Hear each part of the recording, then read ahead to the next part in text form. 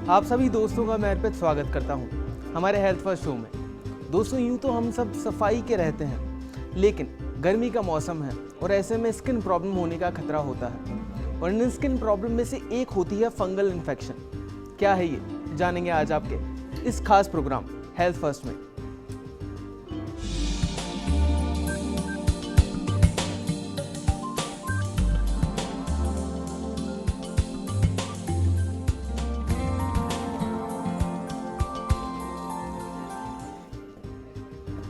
दोस्तों, त्वचा पर लाल दाग, खुजली, जलन गर्मियों में होने वाली आम समस्याएं हैं, लेकिन फंगल इन्फेक्शन क्या है, क्या सावधानी रखनी चाहिए और कैसे त्वचा के इस रोग से बच सकते हैं, इसके लिए ज़रूरी है डॉक्टर से सलाह लेना।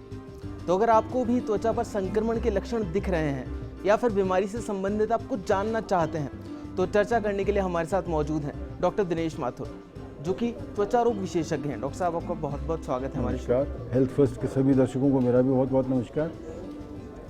आप बात कर सकते हैं डॉक्टर साहब से, आप हमें कॉल कर सकते हैं। हमारा नंबर लगातार आपकी टीवी स्क्रीन पर फ्लैश हो रहा है, तो जल्दी से कीजिए हमें कॉल, क्योंकि इस बीमारी से जुड़े किसी भी सवाल का जवाब आपको हमारे ही शो में मिलेगा। तो चलिए डॉक्टर साहब, सबसे पहले आपसे मैं पूछना चाहूँगा कि फंगल इन्फेक्शन होता क्या है? देखिए, फंगल इन्फेक्शन किसी भी व्यक्ति के शरीर पे यदि कहीं गोल चकत्ते हों जिसमें खुजली होती हो और वो बढ़ते हुए गोल चकत्ते हों, और विशेषकर जैसे जांघ के बीच में या जहाँ पे पसीने ज़्यादा आते हैं उनके बीच में, और आजकल तो ये देखा कि शरीर पे कहीं पे भी किसी भी हिस्से में हो सकते हैं, उन चीज़ों को फंगल इन्फेक्शन बोलते हैं।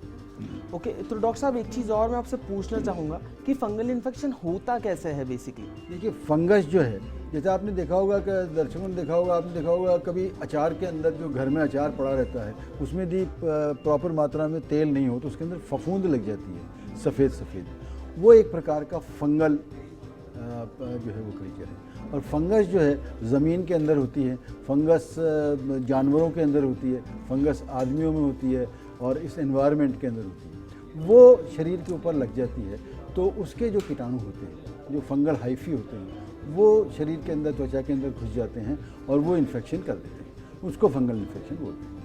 तो डॉक्टर साहब एक चीज़ मैं और आपसे जानना चाहूँगा कि कितनी टाइप की इन्फेक्शन होती है जो फंगस इन्फेक्शन है? देखिए, फंगल इन्फेक्शन जो बहुत सुपरफिशियल फंगल इन्फेक्शन होती है जो त्वचा की ऊपरी सतहों के अंदर है।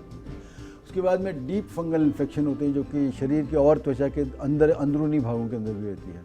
सिस्टमिक फंगल इन्फेक्शन भी हो सकते हैं जो कि फेफड़ों में और शरीर के दूसरे अवयव, दूसरे सिस्टमिक पार्ट्स में, उसमें हो सकते हैं, जिसको कि सिस्टमिक फंगल इन्फेक्शन बोलते हैं। तो जो गर्मी के अंदर और इसमें जो होते हैं वो मोस्टली सुपरफिशियल और फंगल इन्फेक्शंस होते हैं जो कि त्वचा के अंदर होते हैं। तो डॉक्टर साहब, लेकिन बॉडी के कौन कौन से पार्ट्स होते हैं जिनमें ये फंगस इन्फेक्शन होने का खतरा होता है? देखिए, जो बॉडी के जहाँ पे पसीना ज़्यादा आता है, जैसे जो जांघ के दोनों हिस्से होते हैं, वहाँ पे इन्वेरिएबली अंडरगारमेंट्स पहने रहते हैं, वो कई बार पसीने के अंदर जो है वो सूखते नहीं हैं, और वहाँ पे यदि फंगस वैसे भी मौजूद रहता है त्वचा के ऊपर और वो यदि इन्फेक्शन कर जाता है तो वहाँ पे गोल गोल रंग के चकत्ते और दाग बन जाते हैं, जिसको कि चक्री दाग भी कहते हैं एक आम भाषा के अंदर। और यदि वो सुपरफिशियल फंगल इन्फेक्शन हो तो शरीर के ऊपर सफ़ेद दाग भी कर सकता है, नीचे जहाँ पे जांघों के बीच में या बगल के अंदर या फिर शरीर के किसी भी सर के ऊपर, सर के अंदर बच्चों में, यहाँ पे भी फंगल इन्फेक्शन हो सकती है।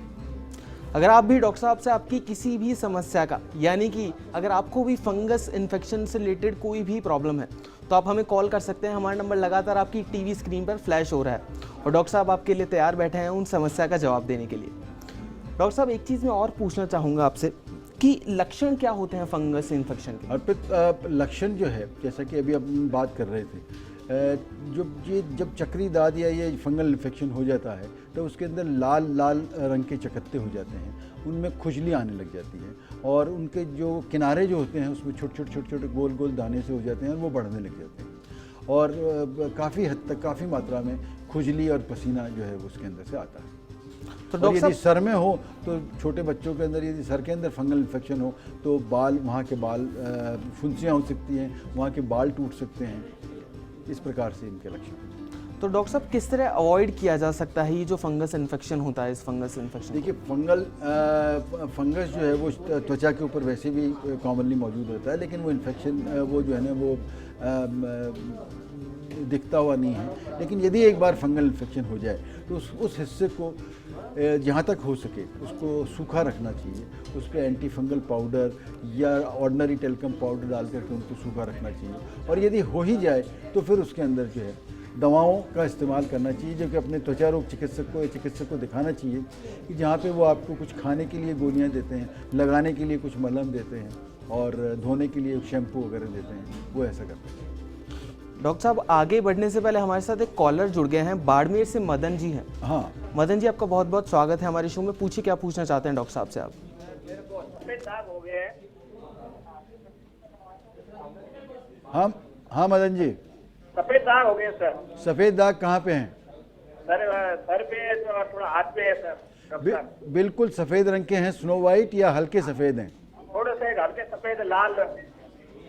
देखिए, हल्के सफ़ेद और लाल रंग के सफ़ेद दाग जो होते हैं, यदि शरीर के ऊपर हो, त्वचा के ऊपर हो, छाती के ऊपर हो, पेट के ऊपर हो, पीठ के ऊपर हो, तो उसको पिट्राइसिस वर्सिकोलर बोलते हैं, जिसको कि आम भाषा के अंदर भभूति या सिहुला या इस तरह के संबोधन से भी करते हैं। और उसमें हल्की हल्की खुजली आती है, उनमें हल्के हल्के जो है ना सफ़ेद स्केल्स या चिकत्ते से जो है ना वो हो जाते हैं। वो फंगल इन्फेक्शन जो है वो फंगल इन्फेक्शन भी हो सकता है। और यदि वो बिल्कुल सफ़ेद दाग हैं तो वो विटलाइगो या सफ़ेद दाग जिनको ल्यूकोडर्मा बोलते हैं उसका हो सकता है। यदि आपके हल्के सफ़ेद दाग हैं, उसमें हल्की ललाई भी है या उसमें खुजली आती है, तो वो पिट्राइसिस वर्सिकोलर या भभूति जो है वो हो सकती है। डॉक्टर साहब, बहुत बार देखा गया है कि लोग इन्फेक्शन में और एलर्जी में डिफरेंशिएट नहीं कर पाते हैं, तो कैसे एलर्जी और इन्फेक्शन में डिफरेंशिएट किया जा सकता है? देखिए, इन्फेक्शन तो किसी भी जीवाणु से, कीटाणु से, विषाणु से, यदि कहीं कोई शरीर के अंदर कोई इन्फेक्शन हो तो वो जब सिम्टोमेटिक होता है तो वो तो उसको तो इन्फेक्शन बोलते हैं। अब जैसे कहीं किसी के त्वचा के ऊपर फुंसियाँ हो रखी है तो वो बैक्टीरियल इन्फेक्शन है। यदि कहीं किसी के छोटे छोटे दाने हो जाते हैं जिसमें पानी भरा हुआ हो, जो वायरल इन्फेक्शन जिसको कि हर्पीज ज़ोस्टर बोलते हैं, वो हो सकता है। और और तीसरी जो हम ये फंगल इन्फेक्शन की बात कर रहे हैं वो हो सकता है। बैक्टीरियल हो सकते हैं, फंगल हो सकते हैं, वायरल हो सकते हैं। लेकिन एलर्जी जो है वो एलर्जी के लिए इन्फेक्शन होना ज़रूरी नहीं है, लेकिन उसकी जो हाइपर सेंसिटिविटी होती है उससे बॉडी जो है जो एक भिन्न प्रकार से रिस्पॉन्स करती है और उस चीज़ को जो है वो एलर्जी बोलती है। फंगल इन्फेक्शन से भी एलर्जी हो सकती है, उसको फंगल इड बोलते हैं। बैक्टीरियल इन्फेक्शन से भी एलर्जी हो सकती है। लेकिन एलर्जी के जो मेन कारण हैं, जैसे कहीं किसी को धूल मिट्टी से हो या कोई खाने पीने की चीज़ों से हो या और किसी मौसम की वजह से हो, वो रेस्पिरेटरी एलर्जी या और दूसरी सिस्टमिक एलर्जीज हो सकती है, जिसमें कि त्वचा के ऊपर जो होता है वो उसमें एटॉपिक डर्मेटाइटिस बोलते हैं। डॉक्टर साहब, अभी के लिए एक और कॉलर हमारे साथ जुड़ गए हैं, अलवर से बनवारी लाल जी हैं। बनवारी लाल जी, पूछिए क्या पूछना चाहते हैं डॉक्टर साहब से।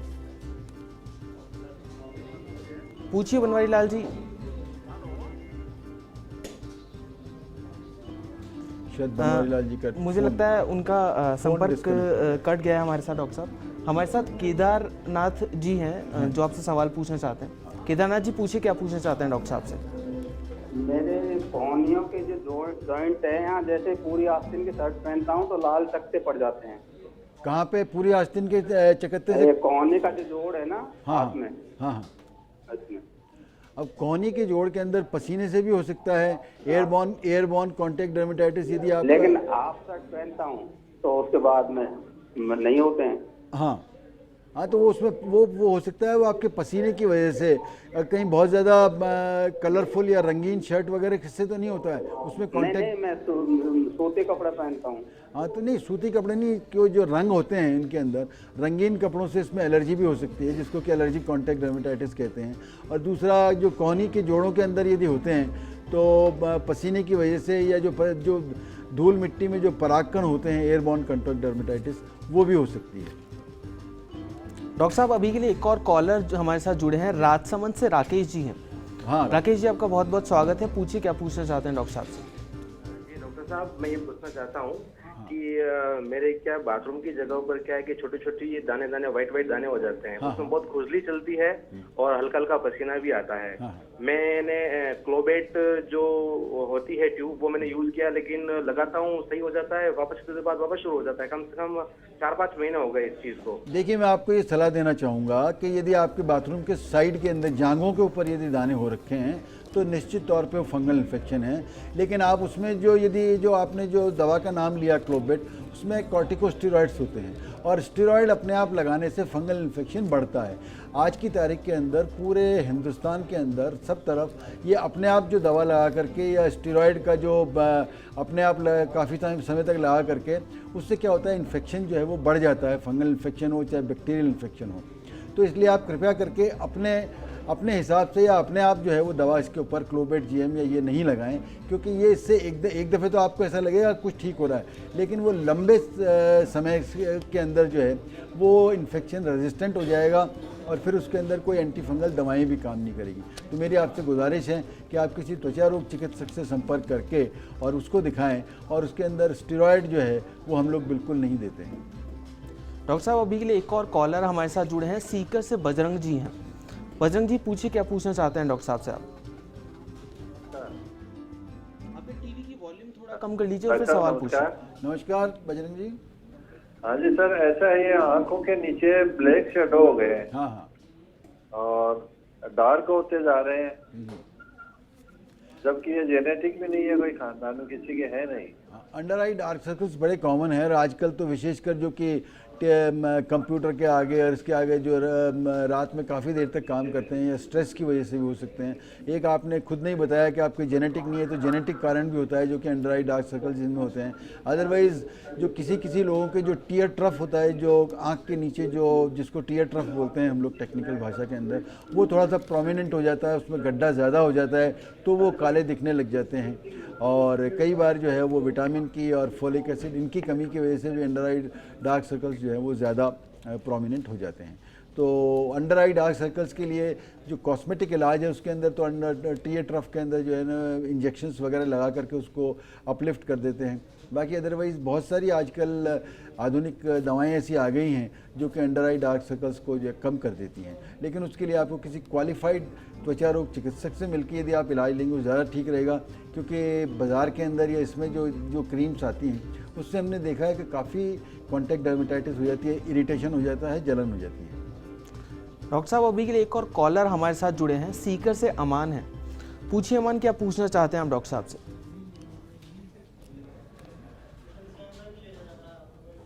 पूछिए अमान, क्या पूछना चाहते हैं आप डॉक्टर साहब से? शायद कोई टेक्निकल कम आसिफ हैं डॉक्टर साहब हमारे साथ रावत भाटा से, लगता है उनका संपर्क कट गया है। आसिफ पूछिए, क्या पूछना चाहते हैं डॉक्टर साहब से आप? जी सर, मेरे हेलो।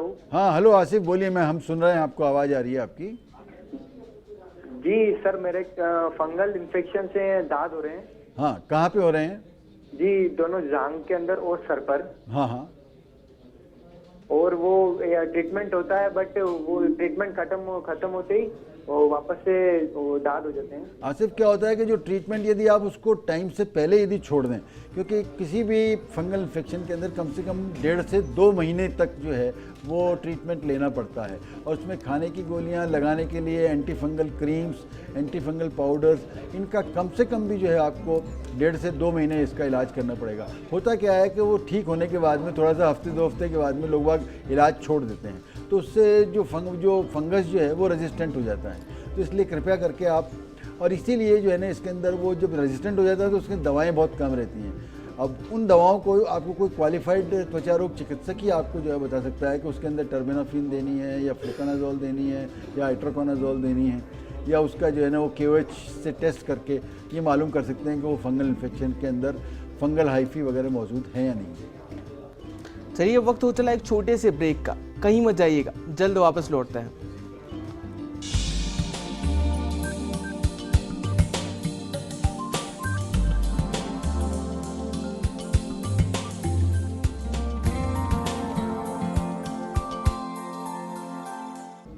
ब्रेक के बाद एक बार फिर से आप सभी का स्वागत है हमारे हेल्थ फर्स्ट शो में। आज हम बात कर रहे हैं फंगस इन्फेक्शन की। डॉक्टर साहब अभी हमारे साथ एक और कॉलर जुड़े हैं, नरेंद्र जी हैं अजमेर से। नरेंद्र जी पूछिए, आप क्या पूछना चाहते हैं डॉक्टर साहब से? नरेंद्र जी पूछिए, क्या पूछना चाहते हैं आप? लगता है डॉक्टर साहब उनका संपर्क हमारे से कट गया है। डॉक्टर साहब मैं एक चीज़ पूछना चाहता हूँ आपसे कि ये जो इन्फेक्शन होता है फंगल इन्फेक्शन, या क्या ये इन्फेक्शन एक से दूसरे आदमी में फैलता है? ये निश्चित तौर पे एक से दूसरे आदमी में फैलता है, और यदि उनके टॉवल या अंडर गारमेंट्स या कपड़े वगैरह जो है वो एक दूसरे के लग जाएं तो इससे फैलता है। तो जहाँ भी कहीं किसी फैमिली के अंदर या परिवार में किसी को फंगल इन्फेक्शन हो तो वो उसको अपने कपड़े अलग रखने चाहिए, अपना तौलिया अलग रखना चाहिए, और पूरी सावधानी बरतनी चाहिए कि एक दूसरे को नहीं फैले। तो डॉक्टर साहब कैसे प्रिवेंशन की जा सकती है ये जो इन्फेक्शन होता है इसकी?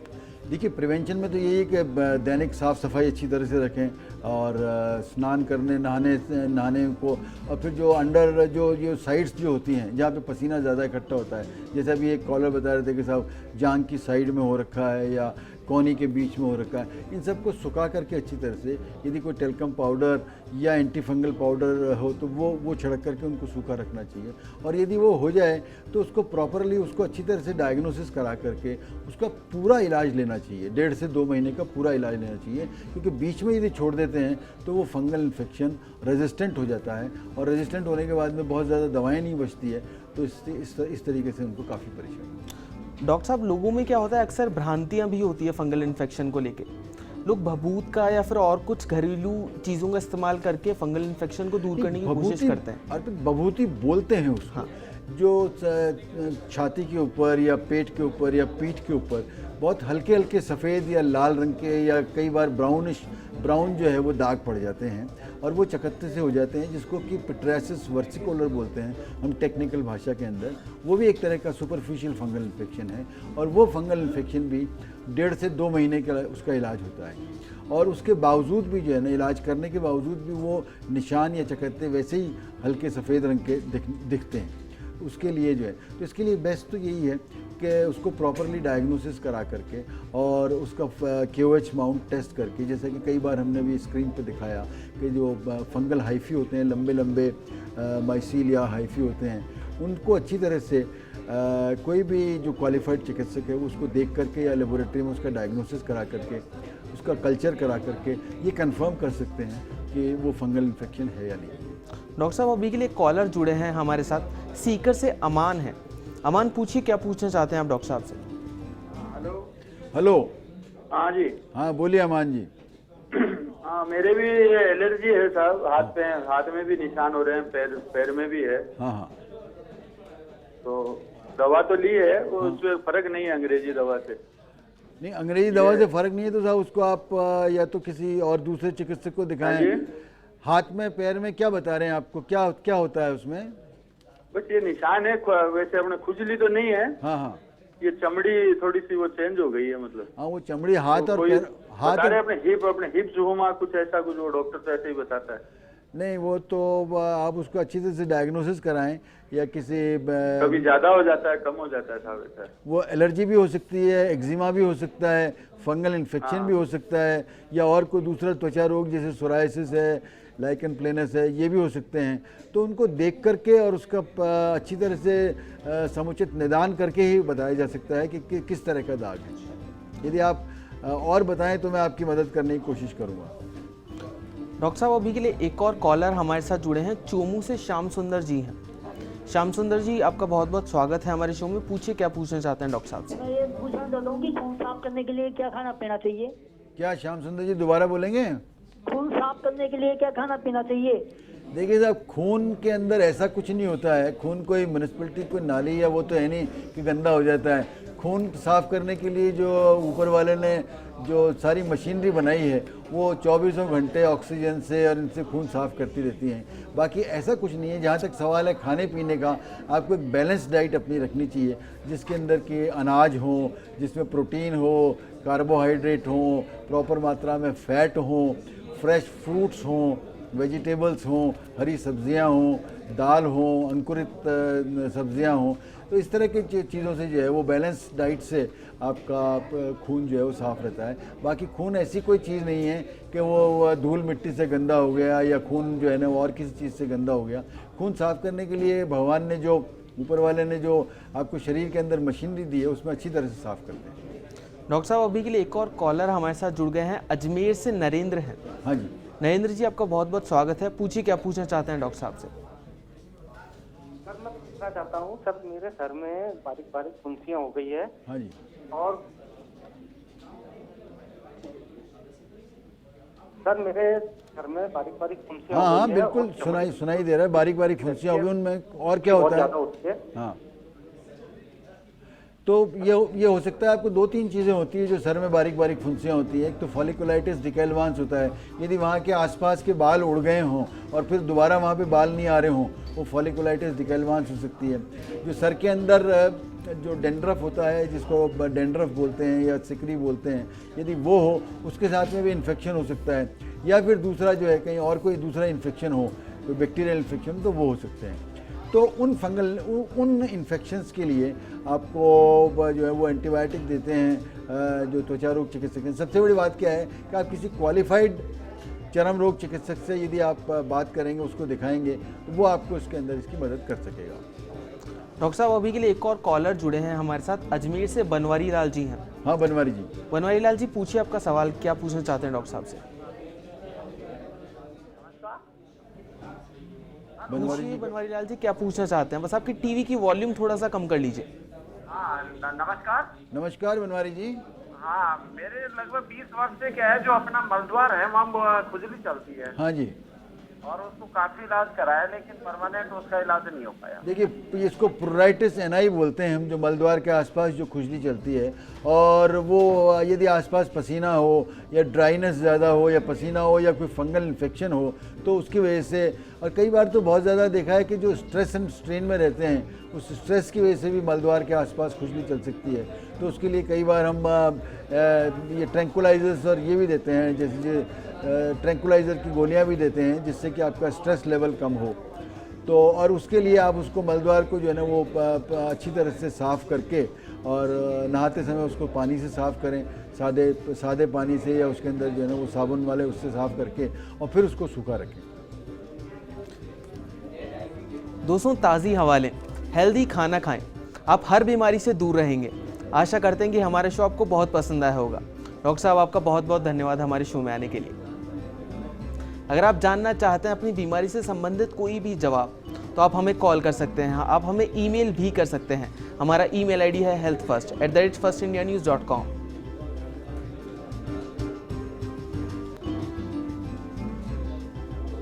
अगले शनिवार फिर होगी आपसे मुलाकात। तब तक के लिए दीजिए हमें इजाज़त। आज के लिए इतना ही। नमस्कार।